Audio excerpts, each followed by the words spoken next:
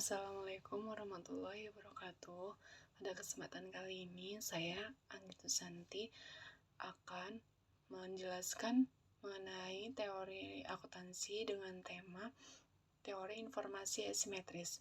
Dalam bidang ekonomi, asimetri informasi terjadi jika salah satu pihak dari suatu transaksi memiliki informasi lebih banyak atau lebih baik dibandingkan pihak lainnya, atau juga sering disebut dengan istilah informasi asimetris atau informasi asimetrik.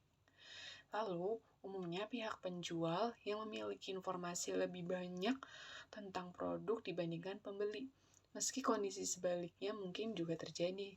Lalu, asimetri informasi merupakan kondisi di mana ketidakseimbangan perolehan informasi antara pihak manajemen sebagai penyedia informasi atau prepare dan dengan pihak pemegang saham dan stakeholder pada umumnya sebagaimana pengguna informasi atau user.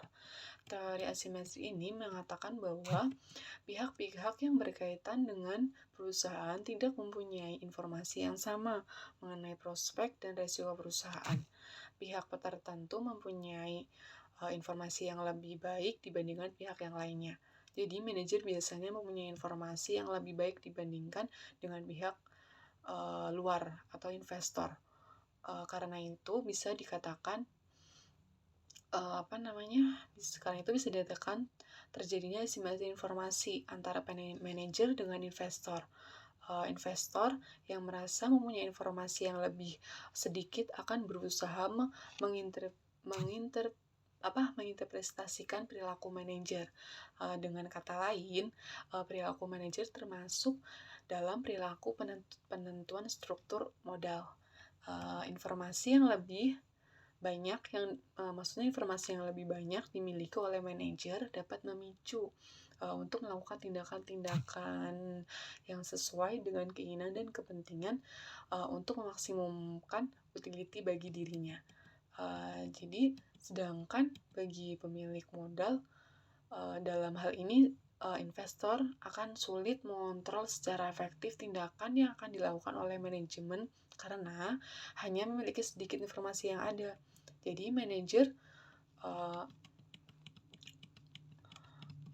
manajer sebagai pengelola perusahaan lebih banyak mengetahui informasi internal dan prospek perusahaan di masa yang akan datang dibandingkan pemilik atau pemegang saham. Oleh karena itu, sebagai pengelola, manajer berkewajiban memberikan sinyal mengenai kondisi perusahaan kepada pemilik.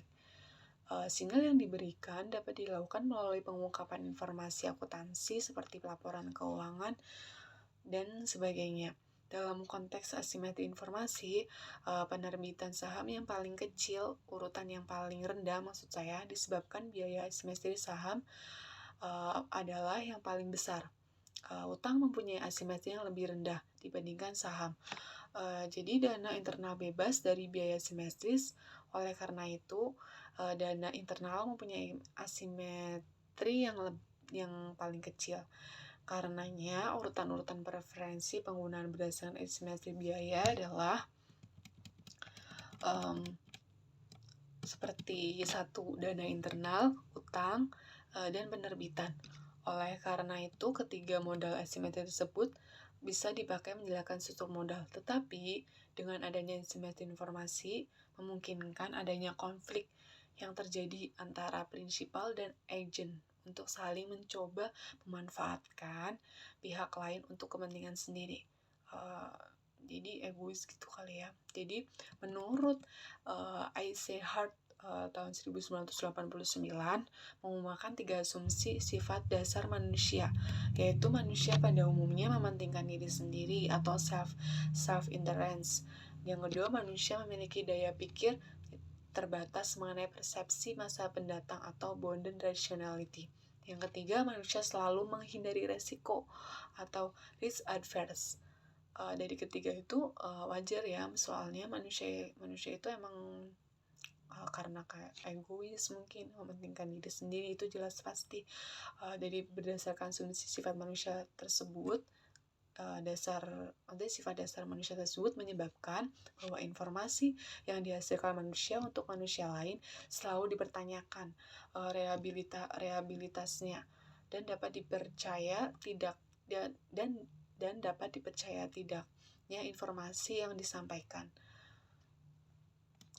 Lalu macam-macam asimilasi informasi, yaitu adverse selection. Adverse selection itu jenis asimetris informasi dalam mana satu pihak atau pihak lebih melangsungkan atau akan melangsungkan suatu transaksi usaha atau transaksi usaha potensial yang memiliki informasi lebih atas pihak-pihak lain. Jadi adverse selection ini terjadi karena adanya beberapa orang seperti manajer perusahaan dan para pihak dalam atau insiders. Maksudnya lebih mengetahui kondisi perusahaan dan prospek ke depan suatu perusahaan daripada investor luar. Pada manajer serta orang-orang dalam lainnya biasanya mengetahui lebih banyak tentang keadaan dan prospek perusahaan dibandingkan investor pihak luar. Jadi maksudnya kita tuh orang dalam tuh pasti tahu semua tentang perusahaan di dalam yang internal di dalam perusahaan tersebut daripada pihak luar atau investor dari pihak luar. Dan fakta yang mungkin dapat mempengaruhi keputusan yang akan diambil oleh pemegang saham tersebut tidak disampaikannya kepada pemegang saham. Mungkin seperti itu. Yang kedua adalah moral hazard. Yaitu moral hazard adalah jenis asimetris informasi dalam mana satu pihak melangsungkan atau akan melangsungkan suatu transaksi usaha atau transaksi potensial dalam mengamati tindakan-tindakan mereka dalam menyelesaikan transaksi mereka, sedangkan pihak-pihak lainnya tidak. Maksudnya moral hazard ini dapat terjadi karena adanya pemisahan kepemilikan dengan pengendalian yang merupakan karakteristik kebanyakan perusahaan besar.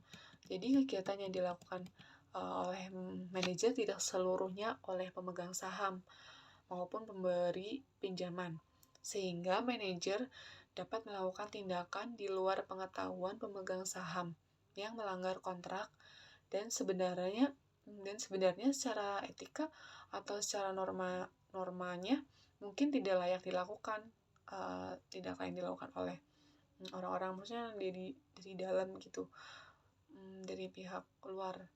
Gimana ya?